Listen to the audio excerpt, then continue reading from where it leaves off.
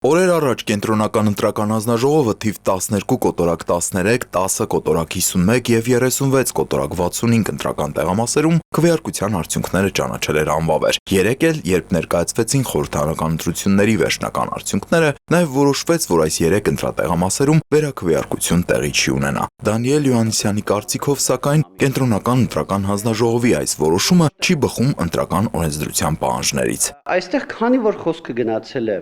այդ մի քանի տեղամասերի հետ կապված եւ այդ մի քանի տեղամասերի խախտումներն էին, որ ազդեցություն էին ունենում եւ ազդեցությունն էլ ակնհայտ է, որ ունեցել են, որովհետեւ դրանից կախված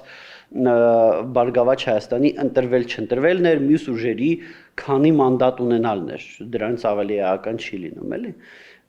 Ապա այդ մի քանի տեղամասերում վերաքվեարկություն պետք է աներ։ Եթե ԿԸՀ-ն որոշեր, որ ոչ թե մի քանի տեղամասում է վերաքվեարկություն անում, այլ ամբողջ հանրապետությունում, դա էլ ընդունելի տարբերակ կլիներ։ Բայց առհասարակ չանել այդ վերաքվեարկությունը եւ ասել վերջ որոշված է Բարգավաճ Հայաստանը չունի մանդատներ, դա ուղղակի ապօրինություն է։ Հովսեփ Խուշուդյանի գնահատմամբ վերաքվեարկություն նշանակելու կամ չնշանակելու իրավասությունը վերապահված է կենտրոնական ընտրական հանձնաժողովին։ Եթե հանձնաժողովը բավարար հիմնավորում է ներկայացնում, թե ինչու է գտնում, որ արձանագրված խախտումները կարող են ազդել ընտրողների ազատ կամ արտահայտության վրա, ապա դրա հիման վրա կայացված որոշումը կարող է վիճարկվել սահմանադրական դատանում, որն էլ կկայացնի վերջնական վճիռը։ Բայց այստեղ ավելի կարևորը հանրային շահը։ Եթե մենք բոլորս գիտենք, որ Բարգավաճ Հայաստանը միշտ ընտրակաշառք բաժանող կուսակցություն է եղել։ Բոլորը դա գիտեն։ Դա այնպիսի բան է, որ ոչ մեկի համար գաղտնիք չի։ Բայց քանի որ մեր իրավական համակարգը էլի դատա իրավական համակարգը այս վիճակում է, որ դա չի բերել նրան, որ ինքը ուղղակի բանտում լինի, այդպիսի համակարգային կեղծիքներ կազմակերպելու համար, իսկ դա պետական հանցագործություն է։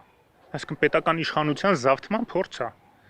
Եվ այդտեղ գալ ինչ որ նյուանսների հետևից ընկնելով ասել, այդ գիտեք, այստեղ էս մի տառը եւ այլն, այդտեղ ես համաձայն եմ, որ կարելի է այդ մի տառը թեական մեկնաբանելով հանրային շահը պաշտպանել։ Դանիել Յոհաննիսյանի խոսքով համաձայն հակակոռուպցիոն կոմիտեի Բարգավաճ Հայաստան կուսակցությունը ընտրակաշառքի ամենամեծ շահառու կուսակցություններից է եղել եւ նրա կարծիքով բավարար հիմք կար քարոզարշավի ընթացքում կուսակցությանը դուրս թողնել մրցապայքարից։ Եվ ընդ որում դրա կարգավորումները կան, ի տարբերություն կենտրոնական ընտրական հանձնաժողովի մենք համարում ենք, որ դրա հիմքերն էլ ըստ էության կային եւ կենտրոնական ընտրական հանձնաժողովի լիազորություններն էլ կային, բայց այսպես անելը դա ուղղակի ապօրինություն է։ Եվ մեր կարծիքով սահմանադրական դատարանը պետք է դրան անդրադառնա։ FIPM-ը կազմակերպել էր հեռախոսազանգ, գիտեք, ռուսական համայնքներից մեկի ղեկավարին, որը որ անկեղծ խոստովանել էր, որ այո, ուղղորդված այնտեղից ուղարկում են մարդկանց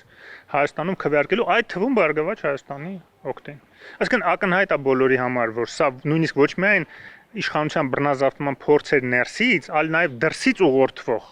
դրսի շահերը սպասարկող Առավել ևս դա արդեն 5 պետք է լիներ այդ 3-ին ընդհանրապես թույլ չտալու մասնակցել ընտրություններին կամ գրանցումը չեղել համարել։ Ավելին Խուրշուդյանի կարծիքով ընտրակաշառք բաժանելու մեջ ներգրավված կուսակցությունները պետք է ենթարկվեն առավել խիստ պատասխանատվության, ընդհուպ մինչև լուծարում։ Նա անհրաժեշտ է համարում այդ ուղղությամբ օրենսդրական փոփոխությունների իրականացումը, իսկ ինչպիսին է միջազգային փորձը, տարբեր երկրներում ինչ իրավական հետևանքներ են նախատեսված, երբ արձանագրվում են ընտրակաշառքի կամ ընտրական գործընթացի վրա ապօրինի ազդեցության դեպքեր։ Օրինակ Գերմանիայի համադաշնությունում կան կարգավորումներ, որոնք որ ենթադրում են մի շարք իրավիճակներում կուսակցության լուծարում եւ հիմա դա քննարկվում է իրանց մոտ պատկան մարմինների կողմից ալտերնատիվա Գերմանիայի համար կուսակցությունն է, AfD, այսպես ասած կուսակցությունը լուծարելու հարցը։ Դանիել Յոհաննիսյանից հետաքրքրվեցինք նաև արդյոք նախորդիվ մեզանում եղել է դեպք, երբ կենտրոնական ընտրական հանձնաժողովի անվավեր ճանաչած տեղամասերում կրկին վերաքվեարկություն իրականացվի։ Ես առանձին տեղամասերում վերաքվեարկություն չեմ հիշում, բայց ես հիշում եմ օրինակ 13 թվականի նախագահական ընտրություններում տեղամասերից մեկի քվեարկության արդյունքները անվավեր ճանաչվեց, բայց քանի որ դա չէր ազդում արդյունքների վրա, վերաքվեարկություն չեղավ, բայց տեղամաս անվավեր ճանաչվեց։ Յոհաննիսյանը համոզված է, որ կենտրոնական ընտրական հանձնաժողովի 3 ընտրատեղամասերում վերաքվեարկություն չնշանակելու որոշումը կդառնա սահմանադրական դատարանի քննության առարկա։ Նրա խոսքով, եթե դատարանը պարզի, որ այդ որոշումը եղել է ոչ իրավաչափ, ինչպես նաև ընտրակաշառքի ծավալներն ազդել են քվեարկության ելքի վրա, ապա խորհրդարանական ընտրությունները կարող են անվավեր ճանաչվել։ Տիգրան Վակիմյան, Սեյրան Հակոբյան, Հորիզոն։